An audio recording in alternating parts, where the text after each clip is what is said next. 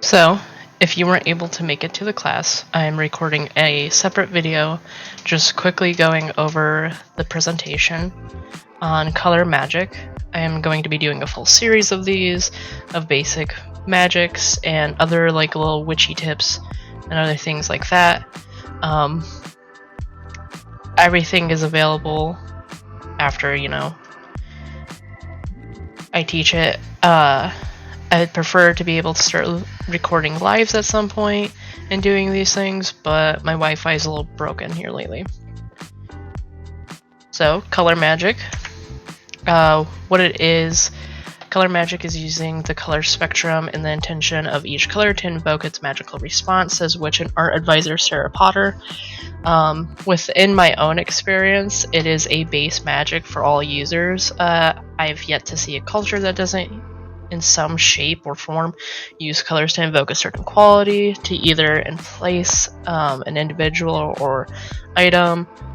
I just have yet to see it, honestly. First up is black. Now, I don't have these in any specific order. It was just what came to my mind at the time. If you are in my Discord, all you have to do is DM me and I can send you a link to just a paper spreadsheet of these instead of the whole presentation on the slide, so you don't have to rewatch this video every single time. But the first color up is black. The color of many things stands for the unknown, removal of negativity, banishing, protection. Black has both negative and positive ideals around it. For example, black cats are seen to be bad luck to many because of the association of witches, but to many spiritualists, a black cat is good luck. It's also commonly used and worn by nuns. Next up is blue, the color of truth, healing, decision-making, tranquility, understanding, patience, self-awareness, health, dreams, removal of guilt, and the western direction. Blue has a strong sway on the human mind that they recommend wearing blue in court to appear more innocent, and to write in blue ink for memory. I think blue is also the most popular color for favorite colors among humans. Next up you have brown, the color of earth, standing for grounding, endurance, stability, home, security, in the northern direction. Color chart wise, brown is actually a shade of orange. So in my personal practice, I see basically that brown has the qualities of orange and then some because of that. I would leave that up to the user though, on if they do that or not. It's also a very nurturing and loving kind of color because of its associations to growth. Next up is gold, the color of creativity, stands for solar energy, prosperity, confidence, and success. Gold is often depicted on godly statues, but also people that held hard to virtues, selflessness and kind of those kind of qualities. Actually, statue color and the way that the statues are depicted has a lot to do with how that person was in life or what they stand for. Green, the color of life, stands for money, calmness, nature, the northern direction, balance, job finding, luck, prosperity, fertility, love, and healing. Grass can grow literally everywhere in the world, even on the polar caps, which is one way that they brought up that they know that global climate change is a real thing, is because of how much and how often grass is actually sprouting within the polar caps because the ice is melting. So underneath that layer of ice there is actual land, and that's where the grass is. Pink, the color of friendship, stands for unconditional love, romance, friendship, and protection. Cherry blossoms were actually given to Washington Capitol as a sign of friendship from Japan.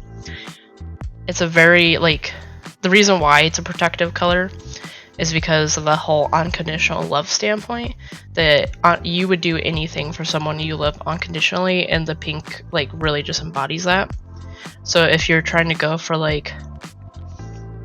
a personal, protection spell, or even, I more use it for a protection spell for friends, I'll use the coloration pink. Purple, the color of spirit, stands for intuition, divinity, royalty, spiritualness, communication, ambition in the Western direction. Purple used to be actually extremely hard to find in the dyes, anyways, and only like really wealthy and spiritual leaders could afford it. And most often with the spiritual leaders, it was even passed down through generations. Usually, orange, the color of awareness. Spirit stands for spirituality, higher levels of awareness, attraction, mental energy, adaptability, motivation, harmony, encouragement, happiness in the southern direction. At the time that, you know, monks really started to, recruit more people in and stuff like that, orange was a common dye. So it was considered modest and humble for monks to wear. And when I think of orange, I think of monks and reincarnation and just real peaceful living. Red, the color of passion, stands for passion, energy, will, vitality, power, strength, aggression, courage, life force, health, and achievement. Red is probably one of the most multifaceted colors and associated many emotions and actions, both physically and spiritually. I have this conversation like probably more often than I realize about the word passion, that everyone has a very like positive association to it, like when it comes to like love or even love making, or like just generally like someone who is very fun. But passion in itself is like a neutral expression to me, that it really stands for a drive behind something. So you can be very passionate about something and be willing to go to war for that thing, quite literally. Silver, the color of hope, stands for like meditation, hope, negation of stress. It's actually considered feminine in energy and is often used in religious symbolisms. So you'll see it a lot like with the depiction of angels, crosses, Star of David. Like there's a lot of silver when it comes to religion. White, the color of purity, stands for protection, blessings, purity, truth, healing, and meditation. It's argued whether or not like where the whole like purity thing comes from. A lot of people think of the white dress, the white wedding dress for that, or like snow, and I side with it probably came from snow. That snow is very like peaceful and quiet and just really pretty to look at, and then like you're stepping on it, you're quote unquote ruining it. Yellow, the color of communication, stands for mental clarity, charm, friendship, communication, success, business in the southern direction.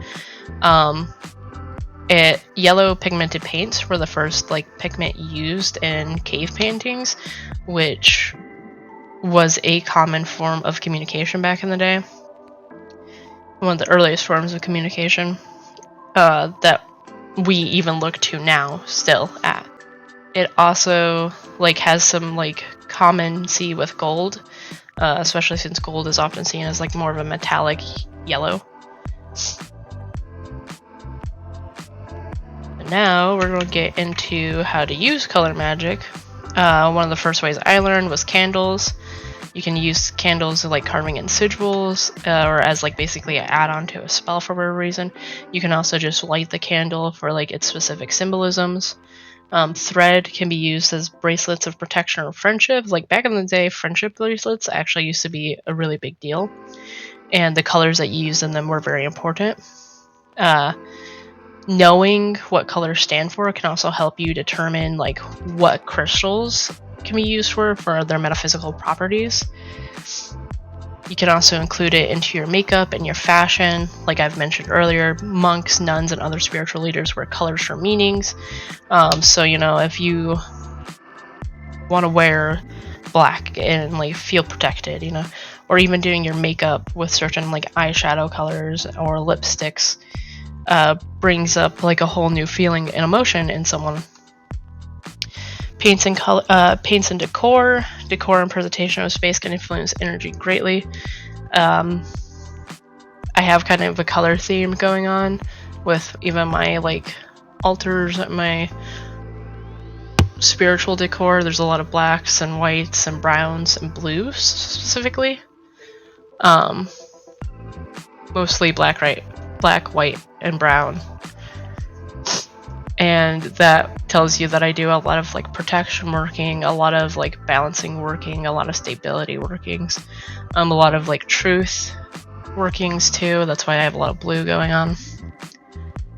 But it's really easy to start like incorporating in your everyday life, from basically like painting the walls of a room, or just wearing different colors or bracelets and crystals. Like, and there's more ways to incorporate it, but these ones are kind of the quickest, easiest, and like it can really change, like not just like your like spiritual practice, but even your mood. It's been studied that like color does have effect on humans' moods. So, and I know that even in like some like basically healing beliefs, Reiki is oftentimes used as an example, is that, each chakra, or chakra, however you want to say it,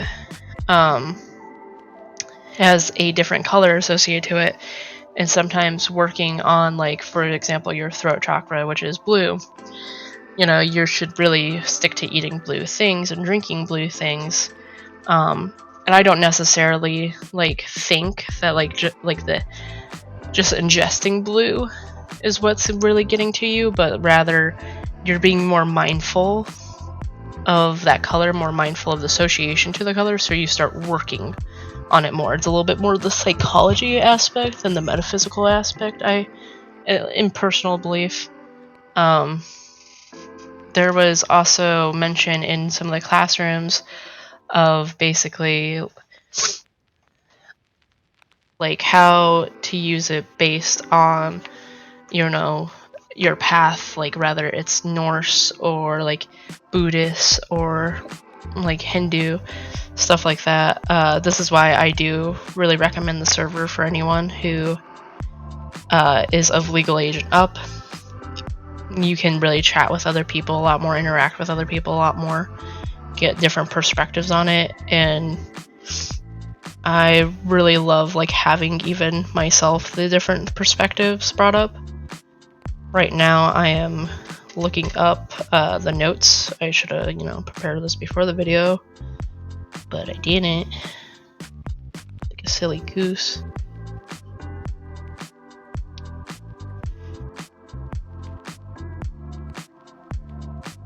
But even like dyeing your hair is another way. I know I used to do that. Oh yeah, the auras are another like common thing used when it comes to colors and whatnot. The Kentucky Vulva, you can find her both on YouTube and TikTok. She like even was like, I utilize color magic when I do my Loca Brenna, I probably like super mispronounced that, rituals during the summer. I use them to represent aspects that Loki can take. I can also use color with not magic, so that's another way to do it. Another person brought up like Druidry and like the color breathing aspects, which as far as I'm aware is like elemental kind of representations. The worshipping of gods, like sticking to certain colors when doing offerings and prayers.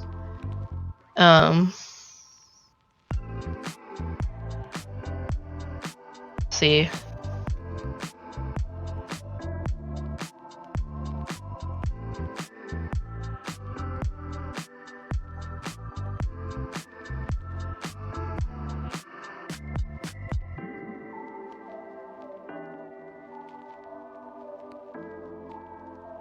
Yeah, I mean, that was pretty much it. There was a little bit more of a live discussion going on. Unfortunately, I can't remember anything. And I'm not the best student and didn't take notes on what everyone said. But, this is also why I'm making a video that you can rewatch. And, hopefully in the next classroom I hold, I can actually get a live interaction. So you guys can get a little bit more of that feeling as if you're in an actual classroom instead of me just randomly talking about things on the slide. But, if you have any questions, comments, or concerns, leave it down below. more than happy to answer. It might take me a little bit because I don't come on YouTube often, but I will get to you, I promise. But thank you.